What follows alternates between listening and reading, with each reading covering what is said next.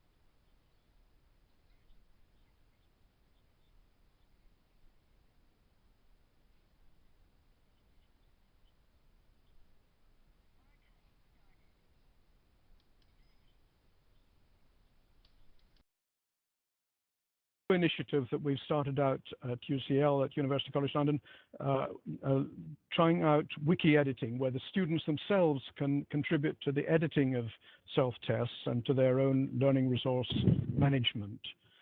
And finally, perhaps if there's time, I'll talk about certainty-based marking in the context of exam assessment.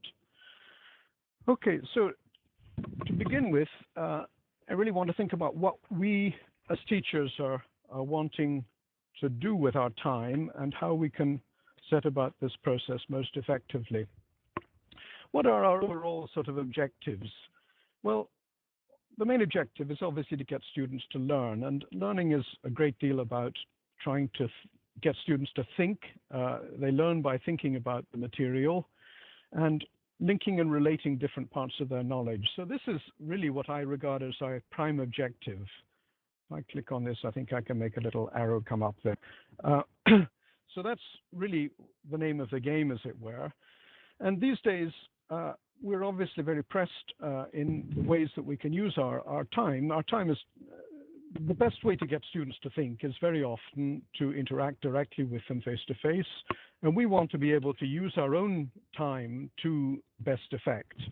So this is, in a way, the overall aim of what we're trying to do in getting an efficient teaching regime. One of the things that's, I think, very important in this is to get students to take charge of a lot of their learning process. We don't want the students to be just spoon-fed things that they learn, and then when they've learned those, they've finished what is it's necessary to do. This is a little bit the way things tend to work at school, but they shouldn't work like that at university. Students can learn any of a vast array of different things. Medical students, for example, haven't a hope of learning everything that they potentially might learn in a medical course. So they need to take charge of where they're going in the learning process and really have the tools available to do that. One of the really big problems in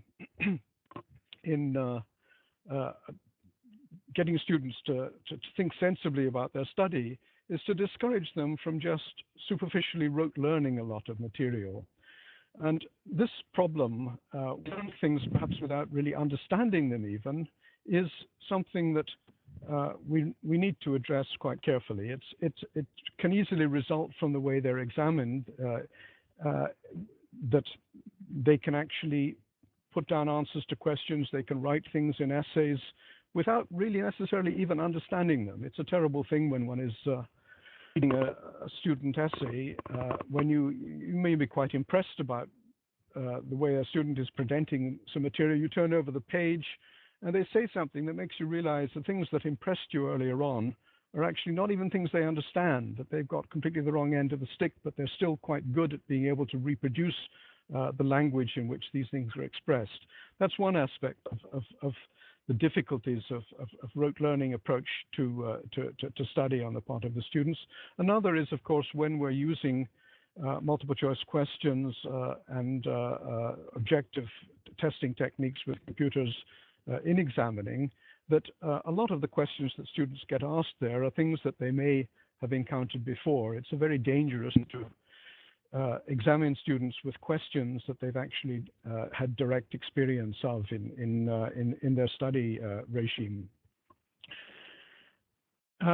So technology has its dangers as well as its good features. And what I want to think about in developing these concepts of self-tests and certainty-based marking is to look at how we can actually use technology and capitalize on the good features of technology and not be misled by the ways in which it can actually lead to rote learning and these problems.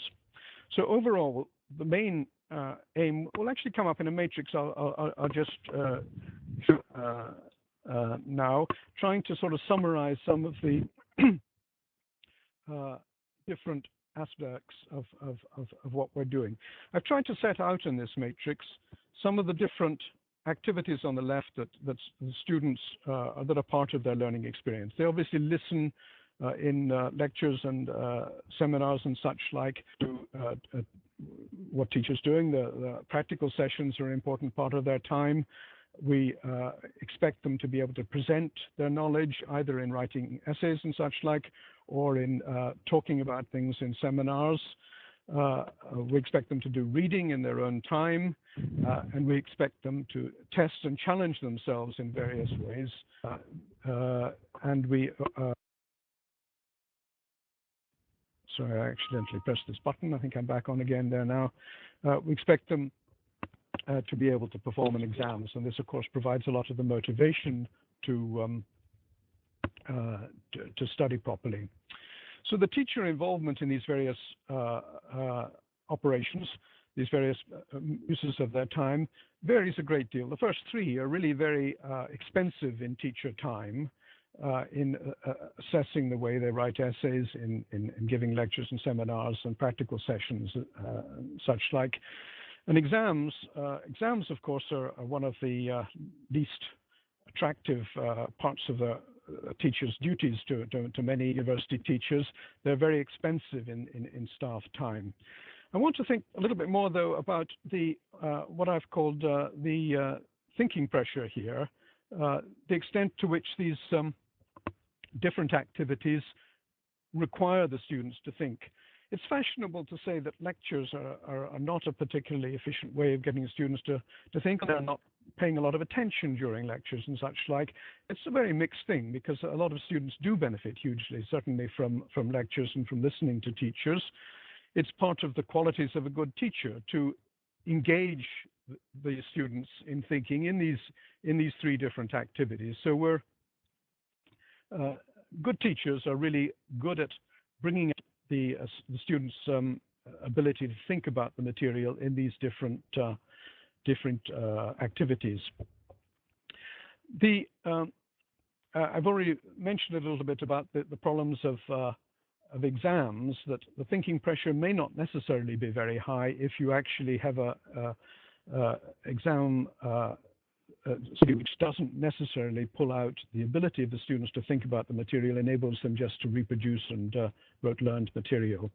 So I really want to concentrate most on this one, which is to some extent rather neglected, that the second to last row here, the concept of using this time for self-testing and for challenging their knowledge, so that they can't just do what they may do when they're reading, which is sometimes just to skim through the material, and try to sort of pick something up, but not really think very hard about it. If you add to that the concept of self-tests and going through the material in a way that challenges them, this is really what I want to promote. So I want to take the concept of assessment, which obviously applies to both of the last two, both the self-tests and to the exams, and look a little bit more at how it relates to the learning process. So go on to the next slide here. This concept is interesting. I've described it as a dangerous word here. The word to assess means to sit beside somebody, and the original concept is of an instructor observing what's going on and acting and challenging the person who is performing in some way, and helping them to learn by this kind of process. And they may also be able to say whether they've done a good or a bad job and give feedback in some kinds of ways. But for many teachers nowadays, the word assessment really comes up the exam process. And many university teachers, I think of their job, the teaching aspects of their job as being in two parts. One is instruction and giving lectures and discussing in seminars and such like with students, and the other is assessment. And assessment means constructing an exam and spending a great deal of time marking it. Exams are important, of course, and their purpose is to grade students and to decide whether students are satisfactory to carry on, and of course to motivate students to study efficiently. If students didn't have exams, some of them perhaps wouldn't even take their studies seriously. But when one's trying to think about how to optimize the learning process, assessment has a whole different kind of aspect to it. In-course assessment, peer assessment, self-assessment, all of these, they're important for the learning process because they challenge the students to think about how they can relate different aspects of their knowledge. And this is really how they're going to develop their comprehension of the subject. What I understand by the word understanding is, in fact, that it means you're able to relate a whole lot of different aspects of knowledge as being relevant to a particular issue. You don't just come up with an answer, but you can see different things that relate to it and how different skills that you may have can help you to solve a particular problem. It's instructive, I think, to think about how we learn to do things which are right outside the classical concept of university education, things like singing and playing tennis, or even you can look at this constructively if you think about how you learn a particular kind of skill, like in mathematics, how you learn to do algebra. How you learn this is not by listening to your teacher telling you how to do these things. How you learn this is by practicing the things, by challenging yourself, by thinking about different kinds of ways in which you can use different kinds of material to solve the particular problems that you're using to challenge yourself. So this concept of practice and challenge and thinking is really the focus of what I want to bring out in this concept of self-tests. You also, of course, learn to sing or play tennis or whatever by having a coach or having some instructor that can give you feedback about how you're doing the thing. But in these examples, you don't normally spend very much of your time in doing that, and it's not necessarily the most important thing in ending up learning the skills. So in talking about self-test, self-assessment and such like, I actually feel that the words one uses are quite important. It's quite nice to talk about the concept of a self-test as being rather similar to an exercise in a sport, or to practicing your tennis strokes or whatever against a wall. You're constantly challenging yourself in some sort of way, which is testing yourself and practicing. These concepts of exams and practice exams and tests, which are supposedly meant to see whether you've learned the material or not. Even the word quiz, which brings up to my mind the concept of a pub quiz, a sort of rather competitive thing. That's not what self-tests are all about. They're not competitive. the important thing is not what